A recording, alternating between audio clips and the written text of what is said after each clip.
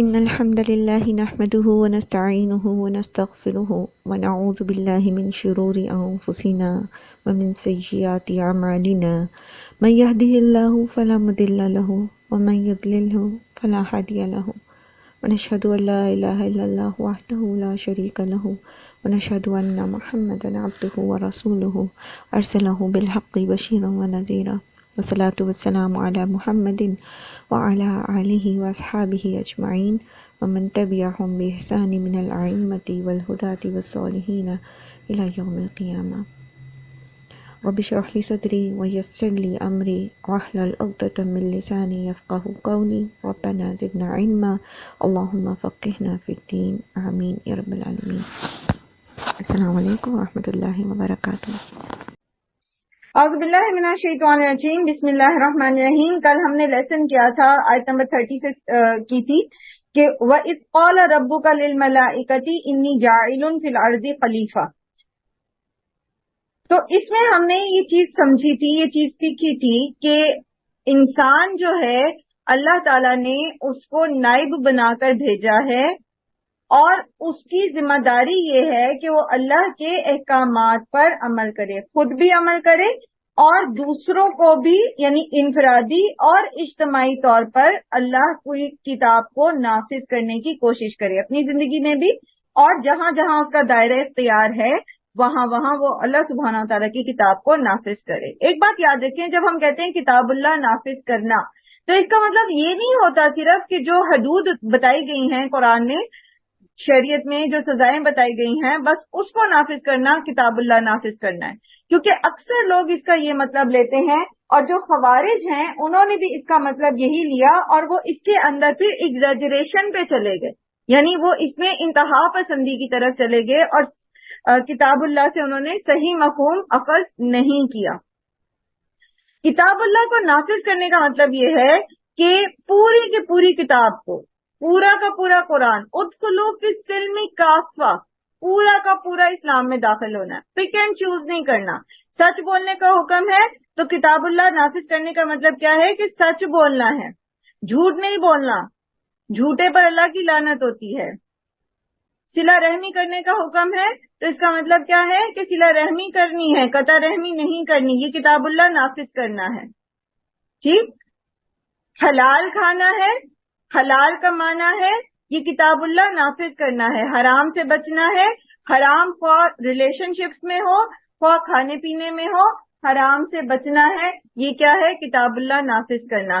تو اللہ نے ہمیں انسان کو اپنا نائب بنا کر، خلیفہ بنا کر دنیا میں بھیجا ہے، تو اس کو اللہ نے کتاب اللہ نافذ کرنے کے لیے بھیجا ہے۔ جیسے بادشاہ مختلف علاقوں میں اپنے خلیفہ بھیجتا ہے، تو اس میں خلیفہ کو کچھ اختیارات تو ضرور دیے جاتے ہیں، لیکن کلی اختیار کس کے پاس ہوتا ہے؟ بادشاہ کے پاس۔ اگر خلیفہ بادشاہ کی حکم عدولی کرتا ہے، بادشاہ کے بنائے ہوئے قانون کو نافذ نہیں کرتا، تو پھر بادشاہ کیا کرتا ہے؟ اس خلیفہ کو، اپنے اس نائب کو ہٹا کر دوسرے کو لے آتا ہے۔ ایسا ہی ہے نا؟ بات سمجھ آ رہی ہے؟ جی میم آ رہی ہے۔ ٹھیک ہے، تو انسان جو ہے اللہ نے اس کو بادشاہ بنا کے نہیں بھیجا، اللہ نے اس کو کلی اختیار دے کر نہیں بھیجا، بلکہ مخصوص کچھ محدود اختیارات دے کر، اور پھر اس کے ساتھ پوری مشینری کو اس کے ساتھ کر کے، مشینری کیا ہے پوری، جیسے حکومت وقت جو ہے اپنے وزراء تعینات کرتے ہیں۔ اب وزراء کو جب تعینات کیا جاتا ہے، وزیر بمانی خلیفہ ہے، ٹھیک ہے، وزیر کو جب تعینات کیا جاتا ہے تو پھر اس کو کچھ اختیارات کے ساتھ ساتھ اس کو پوری حکومتی مشینری دی جاتی ہے، ٹھیک ہے، یعنی کچھ اس کے ساتھ تعاون کرنے کے لیے، اس کی اختیارات کو نافذ کرنے کے لیے کچھ چیزوں کو اس کے زیر اثر دیا جاتا ہے۔ اسی طرح اللہ تعالیٰ نے انسان کو جب دنیا میں بھیجا ایک ڈیوٹی دے کر، وما خلقت الجن والانس الا لیعبدون، ٹھیک ہے، اور یہ جو یعبدون ہے کہ وہ یعبدونی کہ وہ میری عبادت کریں، تو وہ عبادت کرنا بیسیکلی کیا ہے؟ اللہ کی کتاب کو نافذ کرنا، اپنی زندگی میں بھی، انفرادی طور پر بھی، اور گھریلو سطح پر بھی، اور معاشرے کی سطح پر بھی، اور حکومتوں کی سطح پر بھی۔ ٹھیک، یہ ہماری ڈیوٹی تھی، یہ ہم نے کرنا ہے۔ اب اس کے لیے اللہ تعالیٰ نے ہمیں کچھ اختیارات دے دیے، اور کچھ اختیارات کے ساتھ پھر اللہ نے زمین و آسمان کو مسخر کر دیا ہمارے لیے، یعنی جو کچھ زمین کے اوپر ہے اور جو کچھ آسمان میں اس طرح سے ہے، تو اللہ نے ان کو ہمارے تابع فرما کر دیا، یعنی ہمارے لیے ان کو۔ جب انسان کی اپنی ذات کی بات ہوتی ہے تو پھر اس کے اندر آ جاتی ہے ایمانیات، یعنی اس کا عقیدہ، اس کا ایمان، پھر اس کے اعمال، اس کے افعال، اس کا اپنا جسم، ٹھیک ہے، یہ ساری چیزیں اس کی ذات سے ریلیٹڈ ہیں۔ تو یہ سب بھی پھر کیا ہوں گی؟ اللہ کے حکم کے تابع، جس طرح اللہ تعالیٰ نے سکھایا ہے اسی طرح ہونی چاہیے، ٹھیک۔ اچھا، اس کے بعد پھر اس سے آگے گھر کے لیول پر آ جائیں۔ اب گھریلو سطح پر یا ایک گھر کے لیول پر جب ایک شخص جو ہے شادی کرتا ہے تو پھر بیوی ہے، بچے ہیں، گھر ہے، پھر جاب ہے، تو یہ جیسے جیسے دائرہ کار بڑھتا چلا جائے گا ویسے ویسے ہی اب اس کے جو افعال ہیں، جو اس کی ڈیوٹیز ہیں، اس میں اس کو اللہ کی کتاب کو نافذ کرنا ہوگا، حق اور سچ کے ساتھ عمل کرنا ہوگا۔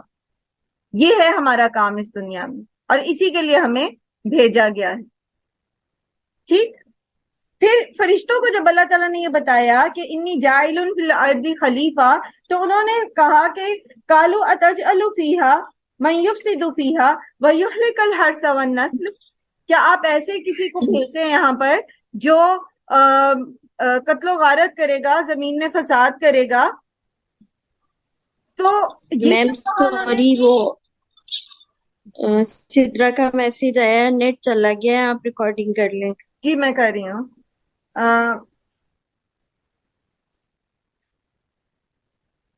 کیا میں بات کری تھی؟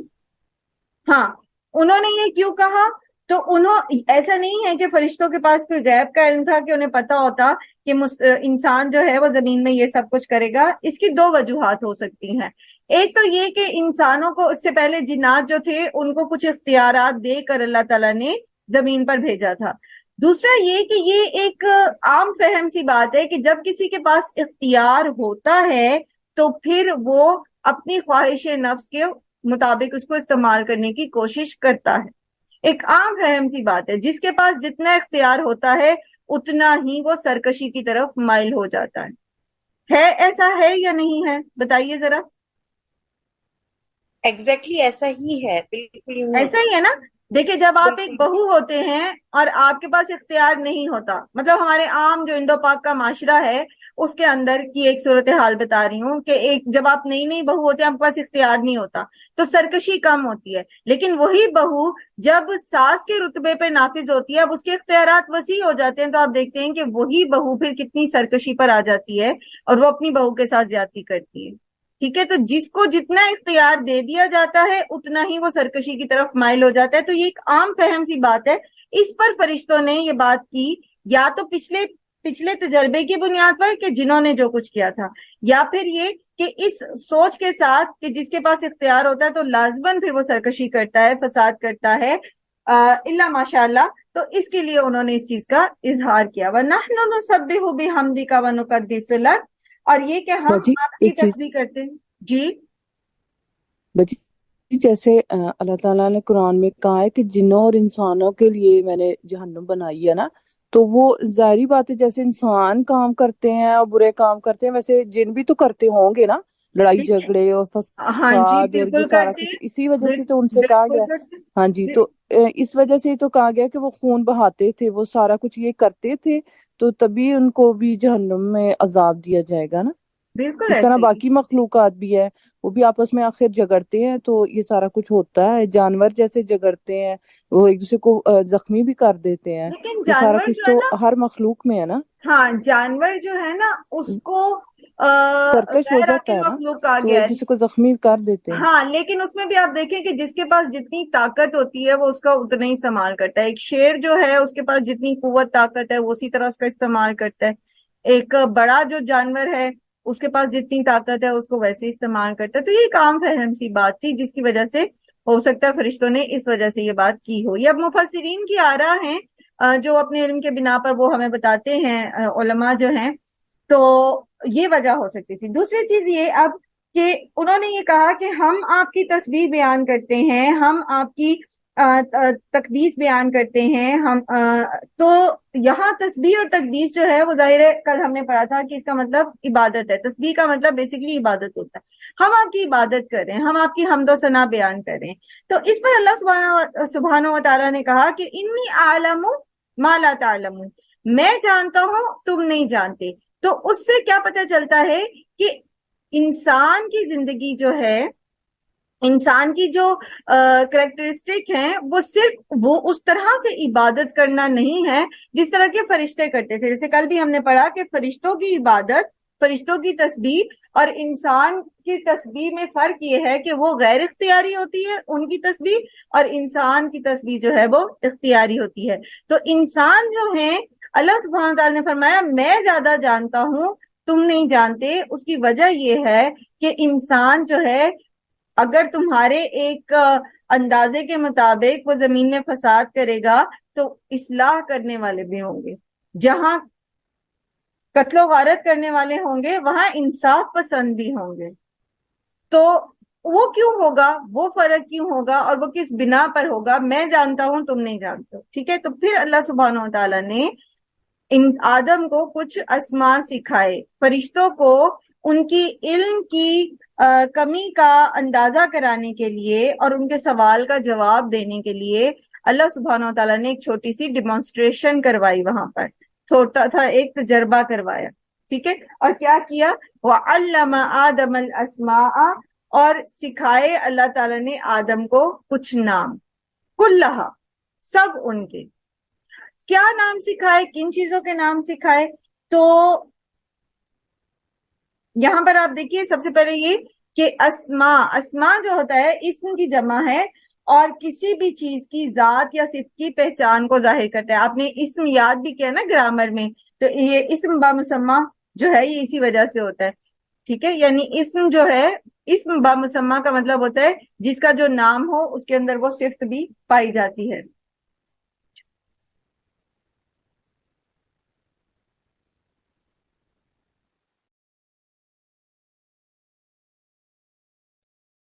ٹھیک ہے، یہ بات یہاں تک کلیئر. یعنی اسم بمسمہ کا مطلب کیا ہوتا ہے؟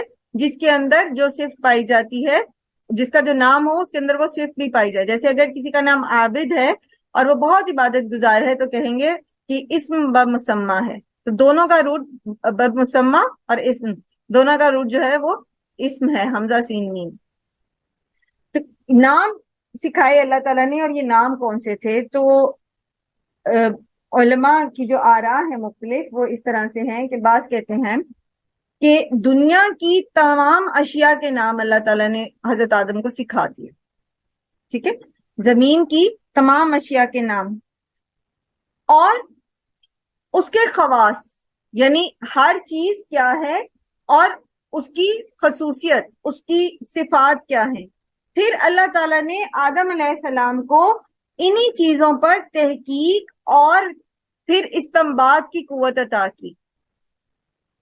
تحقیق یعنی جو نام اللہ تعالیٰ نے سکھائے ان کی جو صفات سکھائیں، گویا ان صفات سکھانے کا مطلب کیا تھا کہ اب انسان ناموں کو یاد کرے گا، ناموں کو سمجھے گا اور پھر ناموں کو کے اندر تحقیق کر کے معلوم کرے گا کہ یہ چیز ہے کیا.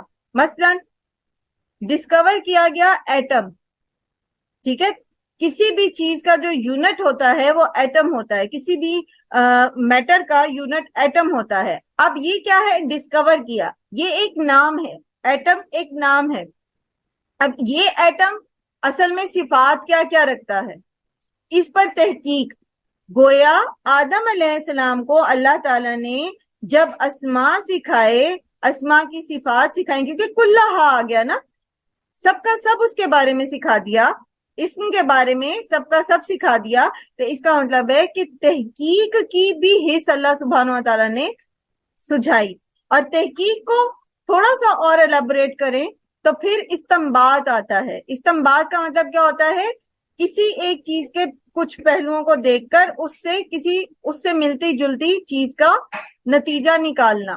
یعنی ایک چیز کو دیکھ کر اس سے ملتے جلتے حالات اور واقعات اور اشیاء کے بارے میں نتیجہ اخذ کرنا. اس کو کہتے ہیں استنباط.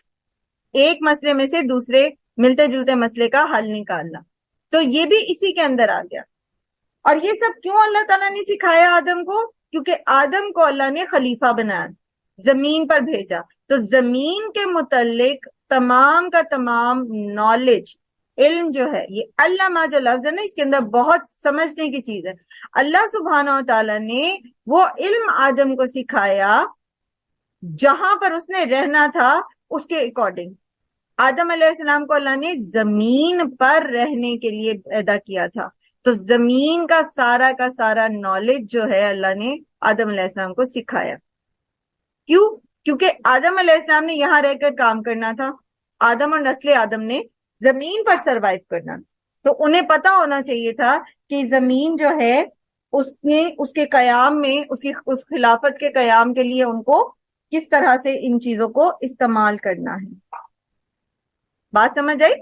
وَعَلَّمَ آدَمَ الْأَسْمَاءَ کا مطلب, کلھا کا مطلب کیا ہے کہ اللہ تعالیٰ نے آدم علیہ السلام کو تمام چیزوں کے نام سکھائے.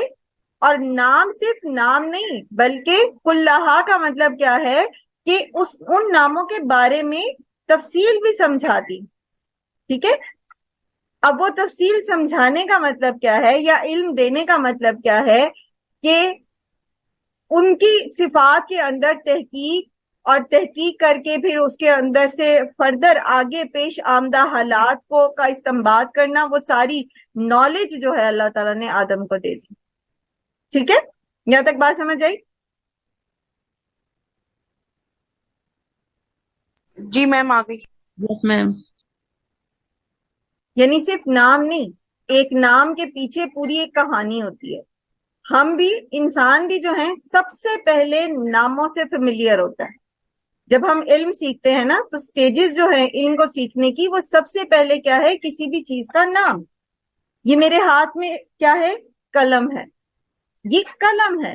قلم کے بعد پھر آگے تحقیق شروع ہوگی, یہ کس مٹیریل کا بنا ہوا ہے, اس کے اندر اس کے پارٹس کتنے ہیں, اس کے اندر جو انک استعمال ہوئی ہے وہ کیا مٹیریل ہے, اس کی کیمیکل کمپوزیشن کیا ہے, اس کا کام کیا ہے, وہ اس کے بعد آتا ہے. تو سب سے پہلے جو علم ہے وہ ناموں کا علم ہے. یعنی کسی بھی چیز کا آغاز علم کا آپ کریں گے تو سب سے پہلے آپ کو اس کا نام سیکھنا پڑتا ہے, اس کے بعد پھر آپ آگے چلتے ہیں. اسی لیے آپ دیکھیں کہ جو بھی چیز ڈسکور ہوتی ہے سب سے پہلے اس کا نام رکھا جاتا ہے, یہ کیا چیز ہے. ٹھیک ہے. تو ناموں کا علم اللہ تعالیٰ نے آدم علیہ السلام کو سکھایا. پھر ایک میم اور رائے بھی ہے. ہم تو ہمیشہ سے یہی سمجھتے رہے کہ کیا نام ہے, وہ جو نام سکھائے تھے وہ صرف چند نام تھے گنتی کے جو انہیں سکھائے, اور ان سے پھر سنے کے سناؤ فرشتوں کے سامنے. نہیں, چند نام نہیں سکھائے تھے. کلھا کا مطلب ہے سب کا سب. وہی نا جی, یعنی کہ اللہ نے اتنا سارا سب کچھ بتا دیا تھا اس کے بارے میں. سب سکھا دیا نا. اچھا, اسی میں دوسری رائے بھی موجود ہے. ایک اور رائے یہ موجود ہے کہ آدم علیہ السلام کے بعد ان کی تمام اولاد کو پیدا کیا گیا, اور ان کے بچے ان کے سامنے دکھا کر اللہ نے ان کے نام سکھا دیے انہیں. تو اگر ہم اس کو صرف یہاں پر رکھتے ہیں کہ نام سکھا دیے, تو یہ دونوں آرا اس کے اندر آ جاتی ہیں. چیزوں کے نام سکھا دیے یا ان کی اولاد کے بھی سکھا دیے, کیونکہ کلھا ہے نا, تو زمین کے اوپر انسان بھی بستے ہیں اور چیزیں بھی ہیں, تو سب کا سب سکھا دیا. تو دونوں آرا اس کے اندر آ سکتی ہیں, دونوں میں سے کوئی بھی غلط نہیں ہے. ہاں, ہم ان کو اکٹھا کر کے سمجھ سکتے ہیں کہ چونکہ زمین کے اوپر ہی انسان بسنے تھے, اور چونکہ زمین کے اوپر انسانوں کو ساری چیزیں دی گئی ہیں, تو ان ساری چیزوں کے نام بھی اللہ نے سکھا دیے. تو دونوں باتیں ہو سکتی ہیں. واللہ عالم, اللہ بہتر جانتا ہے, لیکن جو چیز سمجھ آتی ہے وہ یہ ہے.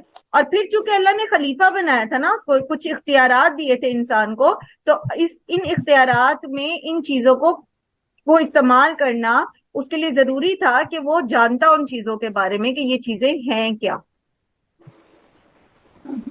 جی میم, میرا ایک سوال ہے یہاں پر, میں تھوڑا سا کلیئر کرنا چاہوں گی اپنے ذہن کی سوچ کو. جیسے مطلب بچے چھوٹے ہوتے ہیں نا, تو میں سوچتی تھی اکثر کہ بچے جو بھی چیز, کوئی کھلونا بھی لا کے دیتے تھے نا, ہم لوگ لڑکے تھے تو ان کے انجینئرنگ ان کے ذہن میں ہوتی ہے, تو وہ کھولتے تھے اس کو, پھر کھول کے اس کو دیکھنا, پھر بنا کیسے ہے, پھر اس کو سیٹ کرنا. جیسے جیسے بڑے ہوئے, چھوٹے ہوتے ہیں تو ان کو ہم جہاں سے منع کریں گے وہ زیادہ جائیں گے, تھک جاتی ہیں مائیں ان کو روک روک کے, ان کو نہیں پتا ہوتا کہ ہم نے کہاں سے روکنا. وہ یہی کہتا ہے کہ جہاں سے روکا کیوں روکا ہے, اس کی کوئی وجہ ہوگی.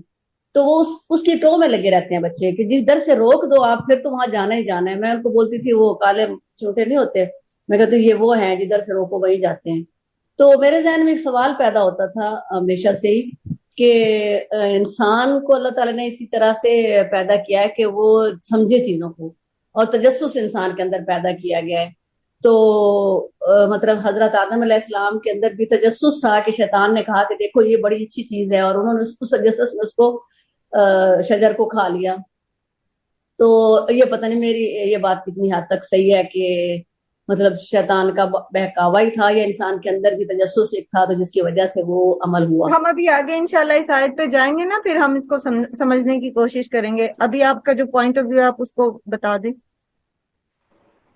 ہاں جی, یہی میرا تھا کہ میرا کنسیپٹ یہ ٹھیک ہے یا نہیں ہے کہ یعنی کہ آدم علیہ السلام کو جب منع کیا گیا کہ اس کے پاس نہیں جانا تو وہ وہیں گئے. وہ آگے ہم اس آیت پہ جائیں گے نا, تو پھر پرٹیکولرلی اس آیت کو لے کے کہ جب اللہ تعالیٰ نے کہا کہ نہیں جانا تو وہ کیوں گئے, وہ اس کو وہاں پر سمجھیں گے. یہاں جو بات مجھے آپ کی سمجھ آ رہی ہے وہ یہ ہے کہ ہم جو بات کر رہے ہیں کہ وَعَلَّمَ آدَمَ الْأَسْمَاءَ كُلَّهَا میں کہ تحقیق کی بھی جو حص ہے نا وہ اللہ تعالیٰ نے آدم کے انسان کے اندر ڈالی ہے.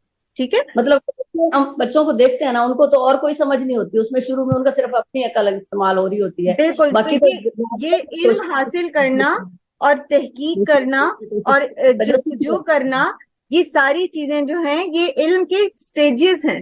سب سے پہلے انسان اس کے نام سے فیملیئر ہوتا ہے, پھر وہ اگلی سٹیج پہ جاتا ہے, پھر وہ اس کے بارے میں تحقیق کرتا ہے. یہی چیز بچوں کے اندر موجود ہوتی ہے. اسی لیے آپ دیکھیے کہ جن بچوں کو آپ اپریشیٹ کرتے ہیں, چھوٹا بچہ ہوتا ہے وہ ایک چیز کو توڑتا ہے. آپ نے دیکھا ہوگا بچے کیا کرتے ہیں, آپ ان کو کار کوئی چیز لا کے تھوڑی دیر تو اس سے یا تھوڑے دن تو اس سے اسی طرح کھیلیں گے, اس کے بعد پھر وہ اس کو توڑ کے اس کے اندر سے اس کی گراریاں الگ کریں گے, اس کی موٹر الگ کریں گے, پھر اس سے کچھ اور بنانے کی کوشش کریں گے. تھوڑے سے جو بڑے بچے ہوتے ہیں 5 سے 7 سال کے بچے, تو اگر تو آپ ان کو اپریشیٹ کرتے ہیں جو کہ کیا جانا چاہیے, تو اس میں دیکھتے ہیں کہ بچوں میں آگے جا کے ایسے ہی بچے انجینئرز بنتے ہیں. ٹھیک ہے, ایسے ہی بچے جو ہیں وہ پھر اچھا ایکسل کرتے ہیں پریکٹیکل لائف میں, وہ بہت اچھا سیکھتے ہیں. دوسری طرف جن بچوں کو آپ ہر وقت ڈانٹ کے سنپ کر کے رکھتے ہیں, یہ نہ کرو وہ نہ کرو, یہ نہیں, اس چیز پہ ہاتھ نہ ڈالو, یہ ہو جائے گا وہ ہو جائے گا, تو آپ دیکھتے ہیں کہ وہ پھر پریکٹیکلی جو ہے نا وہ چیزوں کو ڈسکور کرنے میں اور تحقیق کرنے میں پیچھے رہ جاتے ہیں. وہ ان کا کانفیڈینس شیٹر ہو جاتا ہے. اوریجنلی اللہ سبحانہ تعالیٰ نے انسان کے اندر تحقیق کی حص ڈالی ہوئی ہے. بالکل آپ نے بالکل ٹھیک کہا, اور یہی چیز میں یہاں بھی آپ کو بتا رہی ہوں کہ یہ اللہ تعالیٰ نے جو سکھایا تو اس میں یہ سٹیپس سارے آ گئے. ٹھیک ہے, تو یہ انسان کے اندر یہ جو علم ہے, اصل علم اللہ کا ہے. آگے انشاءاللہ بھی ہم پڑھتے ہیں اس کو بھی. اصل علم اللہ کا ہے. اللہ نے اپنے علم میں سے کچھ ودیعت کی ہے انسان کو. ٹھیک ہے, کتنی کی ہے ہوتے ہیں وہ کہتے ہیں کہ مطلب جب انسان اولاد والا ہوتا ہے اور پھر وہ بڑے ہو جاتے ہیں, پھر اپنی مرضیاں کرتے ہیں, تو پھر سمجھیے مطلب جو پڑھا لکھا بندہ ہوتا ہے جس کا ذہن اس طرف ہوتا ہے کہ اللہ تعالیٰ نے کیسی چیزیں پیدا کی ہیں اور کیسے انسان کو پیدا کیا, تو وہ پھر اس طرح کی چیز سوچتے ہیں. میرے ابو کہتے تھے کہ اللہ تعالیٰ نے نا آدم علیہ السلام کے والدین نہیں تھے, تو اللہ تعالیٰ نے ان کے اندر والدین کی محبت نہیں رکھی, اور اولاد تھی, اولاد کی محبت رکھی. تو اسی لیے جو بچے نئی آنے والی نسل ہوتی ہے وہ اپنی اولاد سے زیادہ محبت کرتی ہے اپنے والدین کی نسبت. صحیح. اچھا چلے ہم ابھی واپس آتے ہیں ٹاپک پہ. بالکل ایسا ہی ہے, انسان کی فطرت کے اندر جو چیزیں رکھی گئی ہیں وہ اوریجنلی مطلب وہ ساری جو آدم علیہ السلام کے اندر رکھی ہیں وہ ایگزبٹ ہوتی ہیں ان کی نسل میں آگے جا کے مختلف طریقے سے. اور ہم جیسے ہم قرآن پڑھتے ہیں ہمیں انسان کے اندر مختلف قسم کی اس کی چیزیں جو ہیں وہ سمجھ آتی ہیں کہ کس کس طرح سے اس کے اندر وہ چیزیں موجود ہیں. اچھا, ہم بات یہ کر رہے تھے کہ اللہ تعالیٰ نے آدم علیہ السلام کو یہ سب کچھ سکھایا. ثم عرضهم علی الملائکہ, پھر اللہ تعالیٰ نے ان چیزوں کو پیش کیا فرشتوں پر. فقال انبئونی, تو پھر فرمایا خبر دو مجھے, باسماء ہؤلاء, ان ناموں کی سب کے سب. یہ جو ساری کی ساری چیزیں ہیں اب تم مجھے ان کا نام بتاؤ. ان کنتم صادقین, اگر تم اپنے اس دعوے میں سچے ہو جو ابھی ابھی تم نے کیا. کیا دعویٰ کیا کہ آپ ایک ایسی مخلوق کو بنانے جا رہے ہیں جو صرف فساد کرے گی، خون بہائے گی، قتل و غارت کرے گی. اگر تم اپنے اس دعوے میں سچے ہو کہ تمہیں پتا ہے، تمہارے پاس علم ہے، تو ذرا ان چیزوں کے نام بتا دو. اب یہ کیا چیز ثابت کرنا تھی یہاں پر؟ اس ساری پریکٹس کا مقصد کیا تھا؟ کہ فرشتوں کو یہ بتایا جائے کہ ان کے پاس سارا کا سارا علم نہیں ہے. میں جانتا ہوں، تم نہیں جانتے. انی عالم ما لا تعلمون. کیا میں پیدا کرنے جا رہا ہوں، کیا میں بنانے جا رہا ہوں، اور وہ کیا کچھ کرے گا وہ تم نہیں جانتے، وہ میں جانتا ہوں. تو فرشتوں کے سامنے جب اللہ تعالیٰ نے وہ چیزیں پیش کی تو انہوں نے کہا قالوا سبحانک لا علم لنا، تو انہوں نے کہا پاک ہے تو، نہیں ہے ہمارے لیے کوئی علم، الا ما علمتنا، سوائے اس کے جو تو نے ہمیں سکھایا. انک انت العلیم الحکیم، بے شک تو ہی بہت علم والا ہے اور حکمت والا ہے. اب یہاں ایک چیز سیکھنے کی ہے، اور وہ یہ کہ اگرچہ اللہ تعالیٰ نے آدم کو علم سکھایا اور اللہ تعالیٰ نے فرشتوں کو بھی علم سکھایا، تو اور فوقیت آدم کو ملی زیادہ. اللہ تعالیٰ نے آدم کو فوقیت دی نا. اللہ تعالیٰ نے فرمایا وَلَقَدْ كَرَّمْنَا بَنِي آدَمَ، بنی آدم کو ہم نے عزت عطا کی، اشرف المخلوقات بنا دیا. اور ابھی آگے ہم پڑھیں گے کہ اللہ تعالیٰ نے سجدے کا حکم دیا فرشتوں کو کہ سجدہ کریں، آدم کے سامنے اپنی جو ہے وہ اوبیڈینس جو ہے وہ شو کریں. تو آدم علیہ السلام کو بھی اللہ نے علم سکھایا تھا، علم فرشتوں کے پاس بھی تھا، الا ما علمتنا. تو آدم علیہ السلام کو پھر ایک درجہ زیادہ کیوں مل گیا فرشتوں سے؟ کیونکہ عام طور پر جو لاجک ہے وہ یہی ہے کہ انسان کو اس کے علم کی بنا پر باقی مخلوق کے اوپر فوقیت ہے، لیکن فرشتوں کے پاس بھی علم تھا. پھر وہ ڈفرنس کہاں تھا؟ علم کے ساتھ ڈفرنس کہاں آ گیا؟ بات یہ ہے کہ اللہ تعالیٰ نے انسان کو جو علم دیا وہ تحقیق اور جستجو کا علم ہے. ٹھیک ہے، اشیاء کے ناموں کے ساتھ ساتھ تحقیق اور جستجو کا علم ہے. وہ اس کے اندر مزید تحقیق کرتا ہے اور زیادہ سیکھتا ہے. جبکہ فرشتوں کے پاس جو علم ہے وہ فرشتوں کی ڈیوٹیز کے اکارڈنگ ہے. جیسے ہم نے پڑھا نا قرآن کریم میں کہ اس میں فالسابحات سبحا، ٹھیک ہے، والنازعات غرقا والناشطات نشطا فالسابحات سبحا فالمدبرات امرا. پھر اسی طرح ہم قرآن کریم میں مختلف جگہوں پر فرشتوں کی مختلف صفات پڑھتے. تو فرشتوں سے کو جو اللہ تعالیٰ نے ڈیوٹیز دی ہیں اس سے ریلیٹڈ اتنا علم ان کو دیا گیا ہے. جس نے جو کام کرنا ہے انہی امور کا علم جو ہے اس کو دیا گیا ہے تاکہ وہ اس کو پراپرلی اپنی ڈیوٹی کو پورا کر لیں.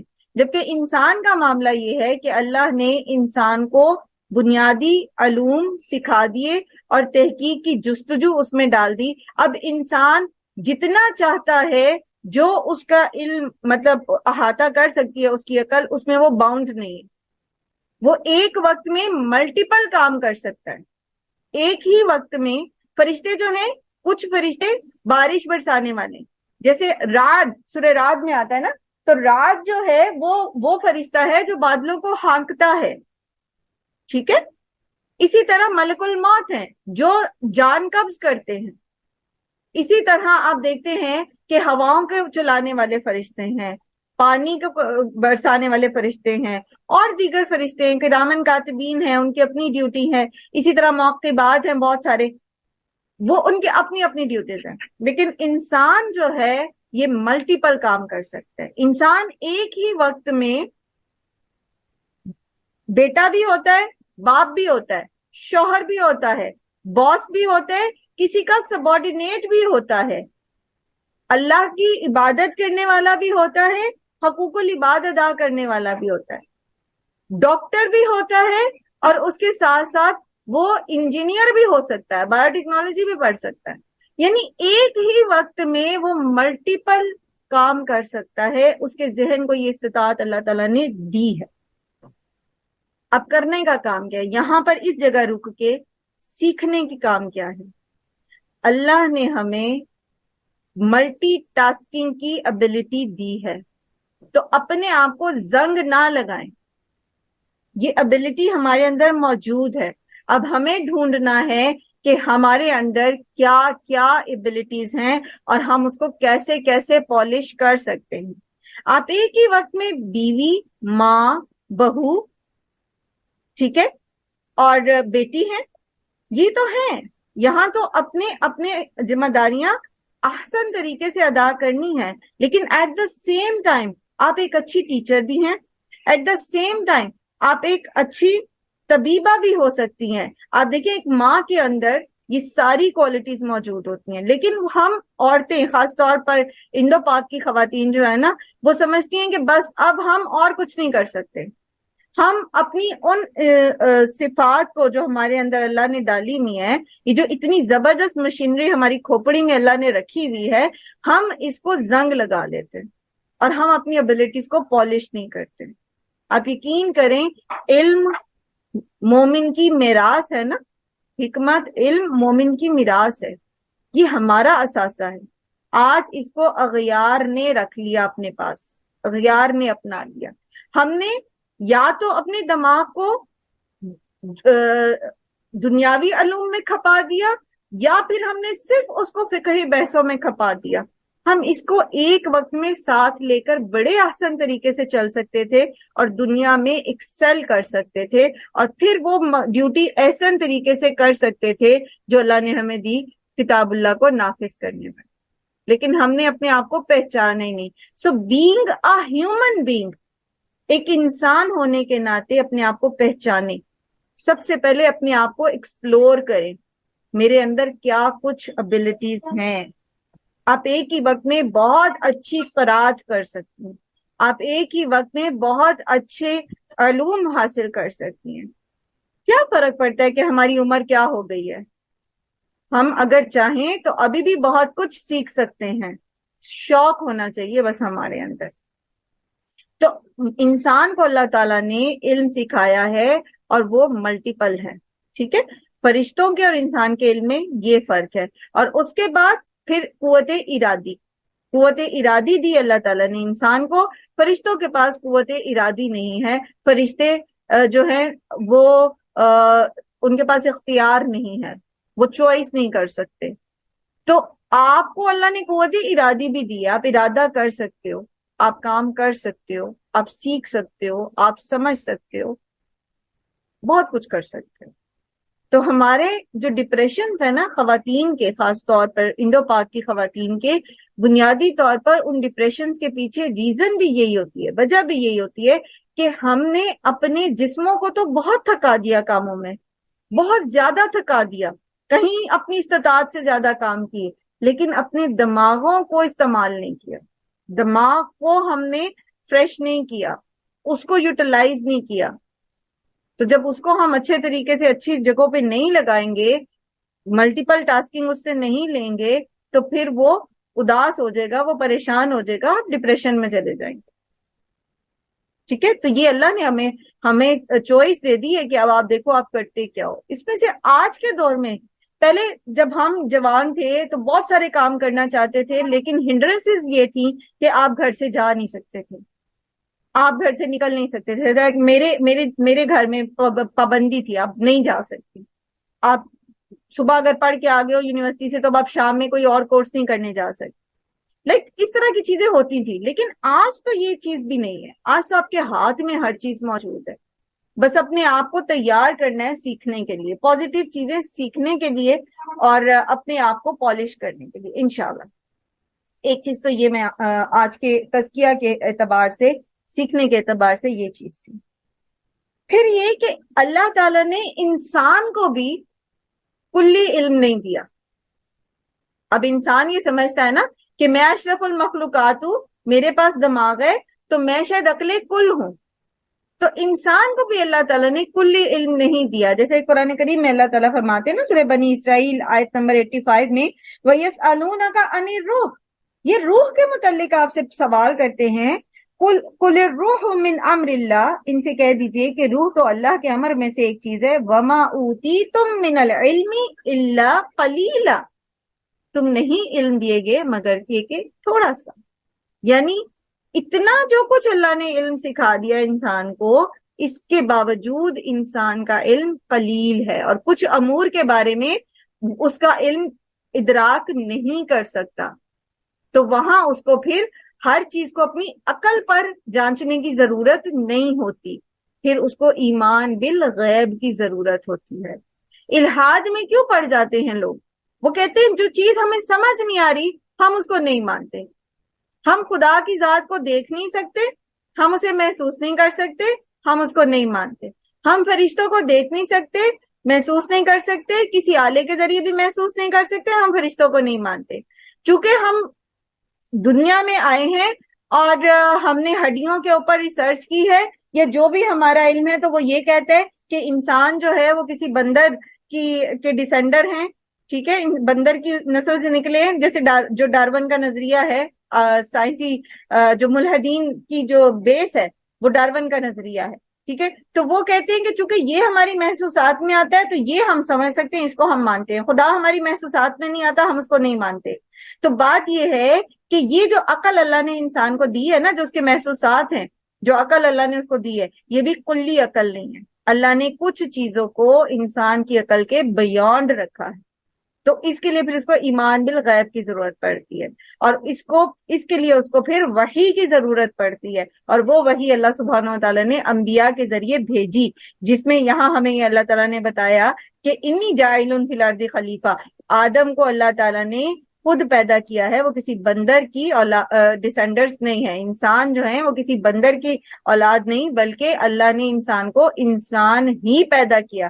جیسے قرآن کریم میں ایک اور جگہ اللہ تعالیٰ فرماتے ہیں سورہ صاد آیت نمبر 71 اور 72 میں کہ اذ قال ربک للملائکۃ انی خالق بشرا من طین فاذا سویتہ ونفخت فیہ من روحی فقعوا لہ ساجدین.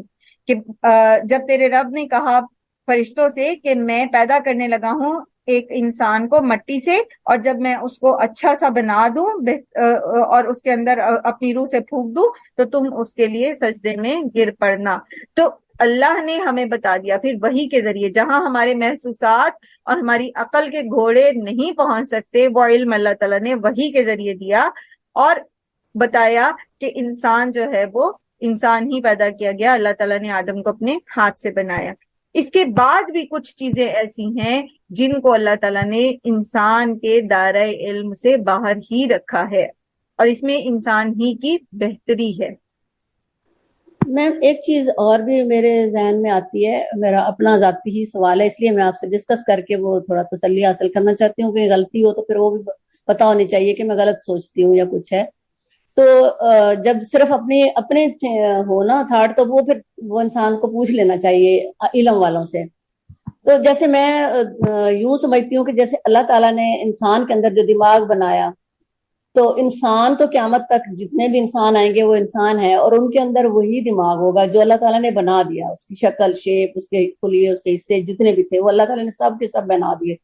اب حضرت آدم علیہ السلام کو جو آج کی سائنس ہے وہ تو نہیں انہوں نے بتائی کہ ایسے ہے یا ایسے نہیں ہے، وہ تو نہیں بتا سکتے تھے. لیکن انسان ایک آدم، ہر انسان ہی آدم ہے.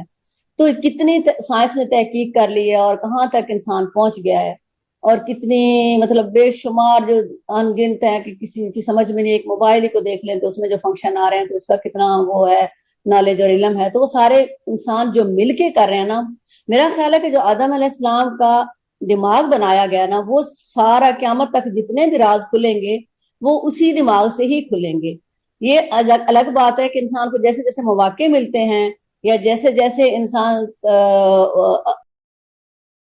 غلطیاں پائی جاتی ہیں، بہت زیادہ اس کو جو ہے فلاز ہیں اس کے اندر، لیکن بہرحال جنہوں نے نہیں ماننا انہوں نے نہیں ماننا. یہاں پر ضمناً جب یہ کہتے ہیں نا فرشتے اللہ تعالیٰ سے یہ کہتے ہیں کہ آپ ایسی مخلوق بنانے جا رہے ہیں جو زمین کے اندر فساد پیدا کرے گی اور خون بہائے گی، وَنَحْنُ نُسَبِّحُ بِحَمْدِكَ وَنُقَدِّسُ لَكَ، ہم آپ کی عبادت کر رہے ہیں، ہم آپ کی تسبیح بیان کر رہے ہیں.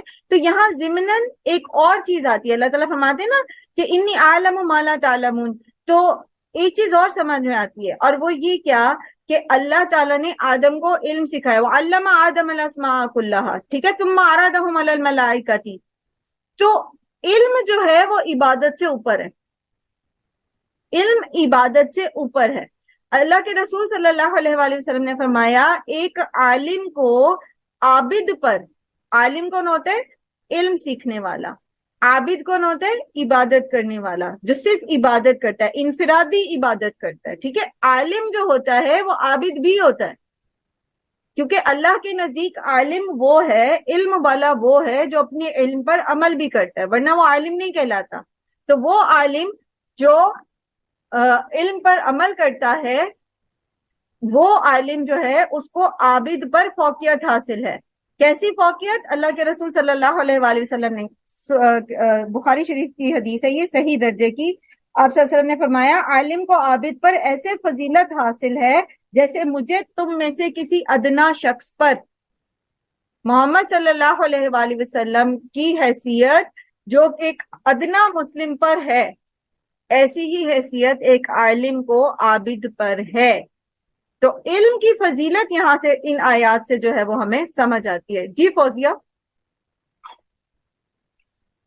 جی میں اس جگہ پہ یہ کہنا چاہوں گی، جیسے ابھی آپ نے بتایا نا کہ عالم کو عابد پہ فضیلت حاصل ہے، یہ ہمیں اس چیز کی ایک لحاظ سے پروف مل گیا۔ ویسے بھی ماشاءاللہ تھا اس پہ یقین کہ جیسے ہم لوگ کہہ رہے تھے نا، پچھلے دنوں سوال کر رہے تھے کہ ہم قرآن بغیر ترجمے کے پڑھتے ہیں، صرف ریڈنگ کرتے ہیں تو ہمیں ثواب ہوتا ہے، لیکن جب ہم اسے سمجھ کے پڑھتے ہیں تو ظاہر ہے پھر ہم وہ عالم میں شامل ہوں گے میرے بالکل حساب سے۔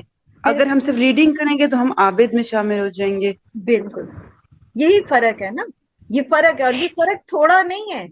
آپ اس کو دیکھیں نا، نبی صلی اللہ علیہ وسلم کے الفاظ کو دیکھیں۔ آپ صلی اللہ علیہ وسلم نے فرمایا عالم کو عابد پر ایسے فضیلت حاصل ہے جیسے مجھے، یعنی محمد صلی اللہ علیہ وآلہ وسلم کو، تم میں سے ادنا کے اوپر، ادنا کے اوپر یعنی ایک عام مسلمان، سب سے ادنا مسلمان، اور اس پر نبی صلی اللہ علیہ وآلہ وسلم کو کتنی فضیلت حاصل ہوگی۔ ہر مسلمان پر ہی، ہر امتی پر محمد صلی اللہ علیہ وسلم کی فضیلت جو ہے وہ بیان نہیں کی جا سکتی، لیکن اس میں بھی ادنا پر تو اتنا ڈفرنس ہے علم کا۔ یہ فضیلت ہے علم کی، اور اللہ کا شکر ہے، الحمدللہ ثم الحمدللہ، اللہ سبحانہ تعالیٰ نے توفیق دی کہ ہم نے اس علم کے پہلے زینے پر قدم رکھنے کی کوشش کی ہے، ٹھیک ہے۔ یہ بالکل ابتدائی کوشش ہے، اللہ تعالیٰ ہمیں اس کی بلندیوں پر لے کر جائیں۔ اور پھر وہی بات دہراؤں گی، اللہ کے نزدیک عالم وہ ہے جو علم پر عمل کرتا ہے۔ وہ شخص عالم نہیں ہے جس کے پاس صرف کتابی علم ہے۔ کتابی علم سے مراد صرف اس نے علم حاصل کیا ہے، اس پر عمل نہیں کیا، وہ عالم نہیں ہوتا۔ اللہ کے نزدیک وہ گدھا ہے جس پر کتابوں کا بوجھ لدا ہوتا ہے، ٹھیک ہے۔ تو علم کے اوپر عمل بھی کرنا ہے۔ پھر یہ دیکھیے یہاں فرشتے کہتے ہیں، جی میم یہ مجھے وہ تھوڑا سا اس کی سمجھ آ رہی تھی کہ یہ جو ڈارون کا نظریہ تھا جو اس نے پیش کیا تھا، اور جو یہ اب ہم لوگ قرآن پاک پڑھ کے تو جو سمجھ آ رہی ہے، تو اس میں جو ہمیں فرق نظر آ رہا ہے اور اس کو فرق نظر نہیں آیا، وہ یہی تھا کہ جو اللہ تعالیٰ نے کہا ہے کہ بھی ان کے دلوں کے درمیان ایک میں پردہ، نہ نظر آنے والا پردہ حائل کر دیتا ہوں۔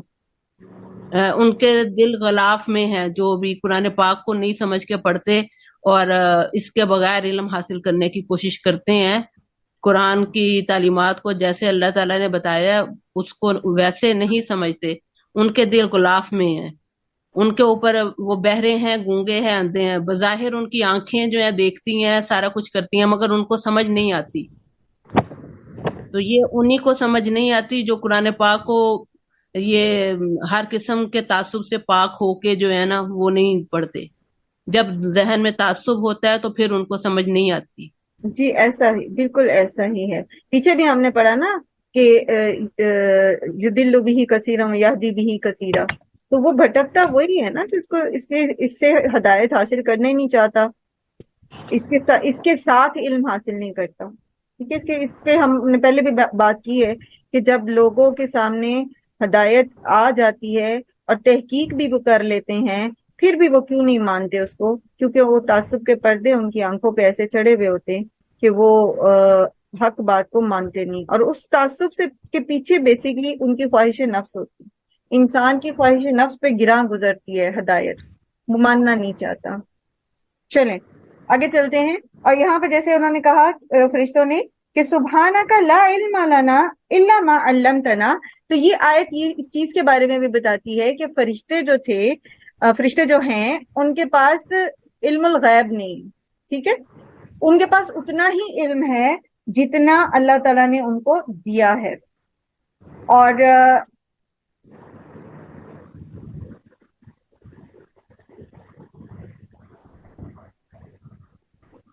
اچھا، کیونکہ پچھلے لوگوں میں کچھ لوگوں کا یہ کانسیپٹ بھی تھا نا کہ فرشتے غیب کو جانتے ہیں، یا کوئی اور جو ہے، کوئی بھی اور جو ہے وہ غیب کو جان سکتا ہے. تو بات یہ ہے کہ جتنا علم جس کو اللہ تعالیٰ دیتے ہیں اس کے پاس اتنا ہی علم ہوتا ہے. کسی کے پاس بھی غیب کا علم نہیں، الا یہ کہ اللہ نے کسی کو کچھ غیب کا حصہ بتایا ہو. جیسے نبی صلی اللہ علیہ وآلہ وسلم جب وہی قرآن سناتے تھے تو مستقبل کے بارے میں بھی کچھ بتاتے تھے، جیسے روم کی فتح کی بات ہو گئی، یا زمین کے کناروں سے اس کے گھٹنے کی بات ہو گئی، یا آسمان کے پھیلاؤ کی بات ہو گئی. تو اب نبی صلی اللہ علیہ وآلہ وسلم نے خود تو نہیں آبزرو کیا تھا نا، یہ تو مستقبل کی باتیں تھیں، غیب کی بات تھی، لیکن اللہ تعالیٰ نے یہ غیب ان کو دیا، ان کو بتایا. تو جتنا غیب کسی نبی کے لیے ضروری ہوتا تھا لوگوں کو ہدایت سکھانے کے لیے، اتنا تو اللہ تعالیٰ نے دیا، لیکن کلی غیب کا علم جو ہے وہ اللہ نے کسی کو بھی نہیں دیا. تو فرشتوں کے پاس بھی یہ علم نہیں تھا. جیسے اور بھی اس میں آتا ہے نا وَلَا يُحِيطُونَ بِشَيْءٍ مِّنْ عِلْمِهِ، اللہ کے علم کا تو احاطہ کیا ہی نہیں جا سکتا، کوئی کر ہی نہیں سکتا، سوائے اس کے کہ جس کو اللہ ہی اذن دے اور اللہ ہی اس کو کچھ سکھا دے، علم دے دے. تو اس کے علاوہ جو ہے ہم اللہ کے علم سے کچھ بھی احاطہ نہیں کر سکتے. اور پھر اللہ تعالیٰ فرماتے ہیں، پھر اللہ تعالیٰ نے آدم سے کہا قال یا آدم، اللہ نے فرمایا آدم سے انبئہم، خبر دو انہیں بھی اسمائہم، ان کے ناموں کی. آپ لوگوں نے ترجمہ یاد کرنا، لفظی ترجمہ آپ یاد کر کے سناتے ہیں تو پریشان نہ ہوئیے گا کہ یہ زیادہ ہو گیا، اس میں بار بار الفاظ جو ہیں وہ ریپیٹ ہو رہے ہیں، ٹھیک ہے. بہت سادہ سے الفاظ ہیں اور آپ نے پہلے پڑھے میں، کوئی بھی نیا یا مشکل لفظ اس کے اندر نہیں ہے، تو آپ کو آسانی سے آپ اس کو کر لیں گے. قال یا آدم، تو فرمایا اللہ سبحانہ تعالیٰ نے اے آدم انبئہم، خبر دو انہیں بھی اسمائہم، ان کے ناموں کی، جو اللہ نے آدم کو سکھائے تھے تو اللہ نے فرمایا کہ آپ ان کو بتاؤ ان کے نام. فلما انبأہم، پھر جب آدم علیہ السلام نے ان کو اس کی خبر دی یعنی بتائے بھی اسمائہم، ان ناموں کی، قالا، تو پھر اللہ نے فرمایا الم اقل لکم، کیا نہیں کہا تھا میں نے تم سے، انی اعلم، بے شک میں جانتا ہوں، غیب السماوات والارض، غیب آسمانوں اور زمین کا. صرف اللہ جانتا ہے زمین اور آسمان کا غیب، اور کوئی بھی نہیں جان سکتا. جن کا بھی یہ کانسیپٹ ہے کہ غیب کوئی جانتا ہے، کوئی کاہن، کوئی جادوگر، کوئی جن، کوئی فرشتہ، کوئی اللہ کا نیک بندہ غیب جانتا ہے، تو وہ اس چیز کو اچھے سے سمجھ لیں. پیچھے بھی ہم نے پڑھا تھا نا کہ اللہ ہی کے پاس غیب کی چابیاں ہیں. اچھا، میں یہ کہہ رہی تھی کہ یہ جو دو چیزیں ہیں نا، حسد اور تکبر، یہ انسان کو اللہ کی نافرمانی پر اکساتے ہیں. جیسا کہ شیطان کو جو ہے اللہ کی نافرمانی پر ان دو جذبات نے اکسایا تھا. تو ہم اگر اللہ کے فرما بردار بننا چاہتے ہیں، ہم اگر سمعنا و اطعنا کی کیفیت میں جانا چاہتے ہیں، جیسا کہ ہم نے کل ایک فلو شیٹ بنائی تھی، ایک میپ بنایا تھا، مائنڈ میپ، تو اس میں اگر ہم جانا چاہتے ہیں نا تو سب سے پہلے اپنے اندر سے نا بڑائی کا احساس نکالنا. میں کوئی چیز ہوں، میں کچھ ہوں، میرا علم، میری شکل و صورت، میرا خاندان، میری ابیلٹیز، میرا ہنر، میری کچھ بھی انسان یہ بات یاد رکھے کہ اس کے اندر خود بخود کچھ بھی نہیں ہے، وہ خود کچھ بھی نہیں، اس کو پیدا کیا بنایا اللہ نے، ٹھیک ہے. جیسے اللہ نے چاہا اللہ نے اس کو بنایا، جیسی صورت چاہی دی، جیسا رنگ چاہا دیا، جس کو جیسا چاہا دیا، ٹھیک ہے. تو اس میں انسان کی تو کوئی بڑائی نہیں ہے نا کہ اس کی جلد گوری ہے، یا اس کا ناک نقشہ اچھا ہے، یا اس کے بال اچھے ہیں، یا اس کی اٹھان اچھی ہے. کیا کارنامہ اس میں انسان کا؟ اللہ نے بنائے. پھر علم جو سیکھا ہے اس نے خود، وَعَلَّمَ آدَمَ الْأَسْمَاءَ، اللہ نے علم سکھایا. اللہ نے علم دیا، العلیم وہ ہے، القدیر وہ ہے، میرا کیا کارنامہ ہے اس کے اندر؟ وہ چاہے تو واپس چھین لے، جیسے کل بھی ہم بات کر رہے تھے، وہ چاہے تو ہم سے چھین لے یہ ابیلٹی۔ میرا ہنر، تو ہنر کیا ہے؟ علم ہی کا حصہ ہے نا، اللہ نے سکھایا، میں تو سیکھ نہیں سکتی تھی، تو پھر مجھے کس بات میں بڑائی کا احساس؟ بچے اچھے ہیں، آپ کے بچے لائق ہیں، وہ پوزیشن ہولڈر ہیں، آپ کا کیا کمال ہے اس میں؟ اللہ چاہتا تو وہ آپ کے بچوں کو وہ دماغی استطاعت نہ دیتا۔ میں نے بہت عرصہ پڑھایا ہے، بہت زمانہ پڑھایا ہے، بہت سارے ایج گروپس کو، چھوٹے سے چھوٹے بچوں سے لے کر بڑی بڑی خواتین کو پڑھایا۔ میرا جو فرسٹ ہینڈ ایکسپیرینس ہے پڑھانے کے معاملے میں اپنے بچوں کو بھی یہ کہتی ہوں کہ آپ شکر ادا کریں اللہ تعالیٰ کا، اللہ نے آپ کو ذہنی استطاعت دی ہے، آپ چیزوں کو سمجھ سکتے ہیں، آپ کا کارنامہ کوئی نہیں ہے اس میں، اور یہ جو نعمت اللہ نے دی ہے نا، تو اس کے شکرانے کا تقاضا یہ ہے کہ آپ اس کو اللہ کی راہ میں لگائیں، آپ اس کو استعمال کریں، اس کو ضائع نہ کریں ادھر ادھر۔ آپ یقین کریں ایک ہی کلاس کے اندر کوئی نہ کوئی ایسا اسٹوڈنٹ ضرور ہوتا ہے جس کو آپ 20 طریقے سے بھی ڈفرینٹ طریقے سے بات سمجھاتے ہیں نا، تو وہ بیچارہ بہت کوشش کرنے کے باوجود بھی صرف گزارے لائک سمجھ پاتا ہے۔ اور یہ ڈفرینس اللہ نے کیوں رکھا ہے؟ قرآن کریم میں رزق کے تفاوت کی بابت اللہ تعالیٰ نے یہ فرمایا ہے، یہ کانسیپٹ بتا رہی ہوں کہ کانسیپٹ کیا ہے، کہ جو اللہ نے کسی کو زیادہ دیا ہے کسی کو کم دیا ہے، تو اس کی وجہ یہ ہے تاکہ زمین کا نظام بہترین طریقے سے چل سکے۔ اگر اللہ تعالیٰ ہر ایک کو ایک جتنا دے دیتا تو ہر کوئی ایک دوسرے کے اوپر برتری حاصل کرنے میں سرکشی کرتا اور دنیا کا نظام اس طرح چل نہ پاتا۔ اسی طرح ذہنی استطاعت بھی اللہ نے ہر ایک کو ایک جتنی نہیں دی، کسی کو زیادہ دی ہے کسی کو کم دی ہے۔ تو اب آپ مجھے یہ بتا دیں، وہ کوئی ایک چیز بتا دیں جس میں انسان اپنی بڑائی سمجھ سکتا ہو کہ یہ میری ہے، یا یہ چیز مجھے بڑا بنا رہی ہے، دوسروں سے ممتاز کر رہی ہے، اور اس میں کوئی میرا عمل دخل ہے۔ کوئی ایک چیز مجھے بتا دیں، کوئی ایک چیز جو انسان کو تکبر کرنے کا اختیار دیتی ہو۔ کچھ بھی تکبر نہیں ہے نا، ہے، کچھ بھی نہیں۔ کچھ بھی اگر نہیں ہے۔ ہمارے پاس کوئی ایبلٹی ہے، کچھ بھی ہے، خوبصورتی ہے، صلاحیت ہے، ہم خود تو کچھ بھی ہم اس کے مالک نہیں ہیں، وہ اللہ تعالیٰ نے ہمیں دی ہوئی ہے۔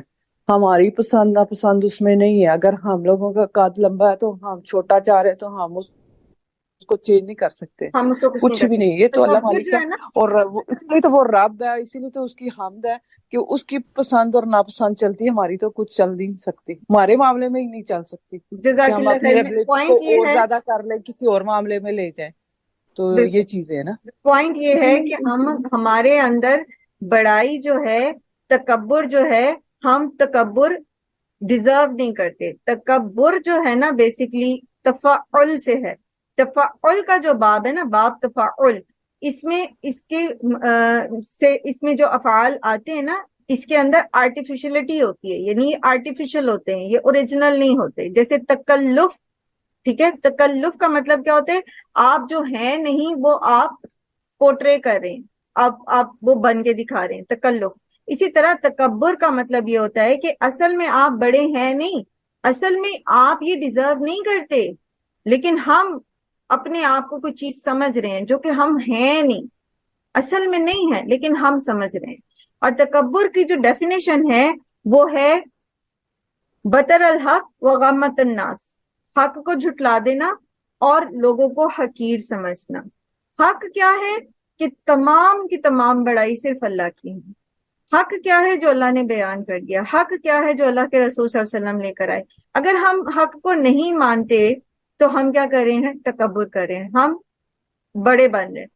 اور غمت الناس یعنی لوگوں کو حقیر سمجھنا۔ تو کسی بھی لیول پر اگر آپ کسی کو اپنے سے کم سمجھتے ہیں تو وہ تکبر میں آتا ہے۔ اگر آپ یہ سمجھتے ہیں نا کہ میں تو بریانی بہت اچھی پکاتی ہوں اور میری دیورانی کو تو آتی نہیں ہے پکانی، تو یہ تکبر ہوتا ہے، ٹھیک ہے۔ میں تو ایسے اور ایسے ڈیزائن بنا لیتی ہوں اور وہ تو بنا ہی نہیں سکتا، یہ تکبر ہوتا ہے۔ اپنے آپ کو، کسی کو اپنے سے حقیر سمجھنا، ٹھیک ہے، یہ تکبر ہوتا ہے۔ دین میں تو ہم تکبر اور لحاظ سے لیں گے. اگر ہم صرف دنیاوی طور پر عام لوگوں کے نسبت اگر سوچیں تو تکبر تو اس میں بھی انسان کو خود ہی مٹ جاتا ہے کہ ایک بڑھئی ہے، ایک زرگر ہے، ایک لوہار ہے، ایک کوئی جتنے دنیا کے شعبے ہیں، کتنے کتنے کمال شعبے ہیں اور کتنے کتنے چھوٹے شعبے ہیں، ان سب میں اگر انسان تکبر تو تب کرے کہ وہ سب ہی کچھ جانتا ہے. انسان تو ہر چیز میں محتاج ہے. ایک ماسی نہ آئے تو دوسرے دن ہماری جان نکلی ہوتی ہے کہ اس کے ساتھ بھی ہم نے تمیز سے بولنا ہے، اچھے طریقے سے دینا ہے، اس کو دے لے کے خوش رکھنا ہے، اس کے بھی ہم محتاج ہوتے ہیں. تو تکبر تو تب کرے نا انسان کے جب وہ ہر چیز پہ عبور ہے. جب ایک انسان ایک بندے کے بغیر، گھر کے ایک فرد کے بغیر بھی نہیں زندہ رہ سکتا اور اس کی سہولتیں نہیں اس کو مل سکتی اور مشکل زندگی ہو سکتی ہے، تو پھر انسان کس چیز پہ بڑا بن سکتا ہے کہ میں دین کی بات تو بہت ہی بڑی ہے نا. وہ تو اللہ تعالیٰ کے ساتھ تکبر کرنا، مطلب کفر کر کے تکبر کرنا یا کسی بھی لحاظ سے ایک عام انسان جو ہے نا چھوٹے سے چھوٹے شعبے سے لے کے بڑے سے بڑے شعبے تک وہ انسان محتاج ہے. انسان کو اللہ تعالیٰ نے محتاج اسی لیے رکھا ہے کہ یہ اس کے اندر تکبر نہ آئے، یہ سمجھے کہ میں محتاج ہوں. لوگوں کا محتاج اس لیے رکھا کہ بھائی چارہ قائم رہے. بھائی چارہ ہی ختم ہو جاتا اگر ہر انسان اپنے میں کامیاب ہوتا اور سارا کچھ وہ اپنا خود مختار ہوتا اور سب کچھ کر سکتا. تو اللہ تعالیٰ کی حکمت ہے کہ اس نے ہمیں ایک دوسرے کا محتاج رکھا ہے. جب بھی ہم ایک دوسرے کے ساتھ بیٹھ اٹھ سکتے ہیں، ورنہ تو ہر کوئی اپنی گردن اکڑا کے ایک ہی جگہ پر بیٹھا ہوتا کہ میں اپنی جگہ پر ہوں نا، مجھے دوسرے سے کیا.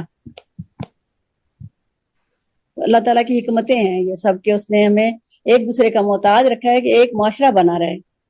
ڈاکٹر کے محتاج ہیں ہم ہر چیز میں، چھوٹی سے چھوٹی، بڑی سے بڑی. اب اس میں ڈیٹیل مجھے صرف یہ کہنا تھا کہ جیسے کہ آپ نے بتایا تھا نا کہ فرشتوں کے اندر تو اللہ تعالیٰ نے قوت ارادی نہیں رکھی، انسان میں ہے. تو اسی طرح پھر اس کا مطلب ہے کہ جنوں کے اندر بھی قوت ارادی تھی، یعنی ان کی سوچ تھی، اس نے جو تکبر کیا، یہ سب کیا. تو اس کا مطلب ہے جنوں کے اندر یہ حص ہے کہ وہ مطلب اپنی مرضی سے ہے نا. جی بالکل، یہ شروع سے میں آپ کو بتا رہی ہوں کہ جنوں کے پاس اختیار تھا ہے. یہ تو بات شروع سے ہو رہی ہے نا. وہ اختیار تھا تو انہوں نے فساد کیا تھا نا. جی بالکل، انسانوں میں ہے جتنی وہ سارے اختیارات ہیں ان کے پاس. انسانوں جتنے نہیں ہیں، انسان کو اللہ تعالیٰ نے علم زیادہ دیا ہے. اسی لیے آپ کو یہ کہا جاتا ہے نا کہ جنوں سے ڈرنے کی ضرورت نہیں ہوتی. ٹھیک ہے، اچھا، جن بہرحال آپ سے کمزور ہیں. جب ہم ان سے ڈرتے ہیں تو وہ ہم پر قابو پانے کی کوشش کرتے ہیں اور وہ اسی طرح ڈراتے ہیں جس طرح ہم ڈرتے ہیں.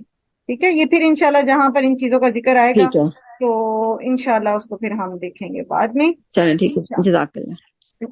کل انشاءاللہ اسی پہ ٹاپک میں بات کریں گے. جزاک اللہ خیر. رقیہ، آپ نے بات کی اور یہی بات درست ہے کہ انسان جو ہے وہ بڑائی کر نہیں سکتا، وہ اس لائق نہیں ہے. ٹھیک ہے، وہ بہرحال دوسروں کا محتاج ہوتا ہے. ام کلثوم نے ہینڈ ریز کیا. ام کلثوم آپ پلیز اپنا کوشچن نوٹ رکھیے گا. انشاءاللہ کل جو ہے آپ کا کوشچن لیں گے اور ڈسکشن کریں گے انشاءاللہ. وآخر الدعوانا الحمدللہ رب العالمین. سبحانک اللہم و بحمدک، نشہد ان لا الہ الا انت، نستغفرک و نتوب الیک. السلام علیکم و رحمۃ اللہ وبرکاتہ.